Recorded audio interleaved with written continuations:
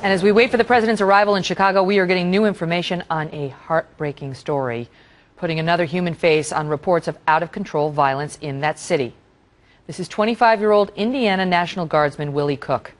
He had been home from Afghanistan for 5 months before he was gunned down in what appears to be a case of mistaken identity.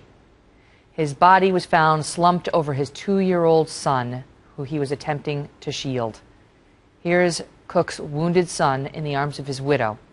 The little boy was also hit in the left and right legs, and a third bullet grazed the toddler's head. Cook's widow says her husband's last act was to protect their baby. And he saved his son. He made sure that before he left, the last thing he did was make sure his son was okay. And to know that your 2-year-old has to pretend to talk to his dad. Come home not even 5 months later, and for your life to just be taken away like that, it's not fair. What a mess. He survives Afghanistan, only to get gunned down in Chicago. Joining us now, Michelle Malkin, a conservative columnist and a Fox News contributor who has looked into Chicago's epidemic of violence and knows a lot about this subject. Michelle, what a nightmare. And I mean, that's just the latest face on an epidemic of crime and violence in that city that they've tried in some ways to tackle totally unsuccessfully, according to the stats. It really is, and it is tragic, and you could run one of those stories every single day. I think it points to something very cynical in a lot of the news coverage of gun violence, particularly over the last several months. For the Democrats, it's always been an advantage to emphasize those tragedies where they can demonize the Second Amendment, demonize the national NRA, and look to bigger government solutions as the answer.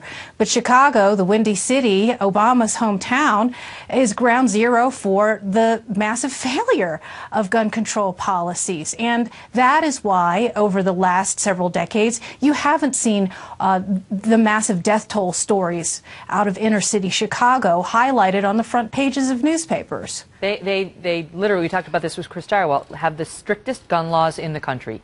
And yet 506 yes. gun-related, 506 murders last year and 2,200 shooting incidents last year alone. Actually, 2,460 shooting incidents last year. Now, President Obama is going to go there and he will use those same stats to say the gun laws need to change. But the gun laws there are already about as strict as they can be and still be consistent with the Constitution, Michelle.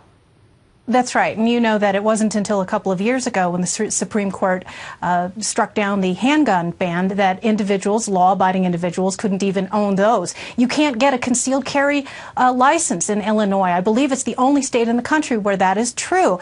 And so there's this warped sort of intellectual yoga that they have to engage in to try and argue for greater gun control. And then, of course, what I think it really raises, and this was the point of the column that I wrote this week, is the failure of these social policies that replace the family with the government. And I mean, we've had, Democratic rule for nearly a century in Chicago. And whether you're talking about the streets, public housing, or the failed Chicago public school system, nothing they do to pour more money into the problem or more government regulations is working. Well, I know you believe that it's politically risky for the president to go to Chicago, of all places, and make this speech because he hails from Chicago. His top lieutenants hail from Chicago, Valerie Jarrett among them. And I know you've done the research and have a lot of criticism about what they have done or failed to do to get that city cleaned up. We're going to pick it up on that point right after the break.